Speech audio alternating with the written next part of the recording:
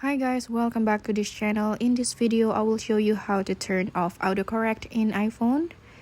So what you have to do to turn it off is go to the settings in your iPhone.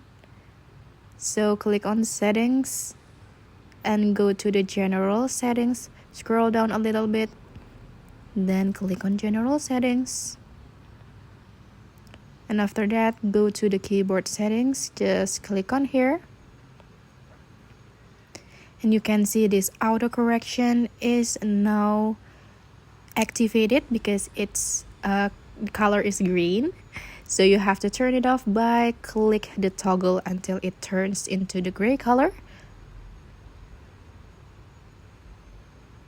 Alright, so now the auto correction is turned off. Alright, you can check if the autocorrect is really off. You can type it wrong and see if it's on autocorrect or not. So now you see the autocorrect is off because I have to manually correct the typo in my typings. So that's how you off autocorrect in iPhone. Thank you guys for watching. If you find this tutorial helpful, remember to like this video and subscribe to this channel. I will see you guys in another tutorial videos from this channel.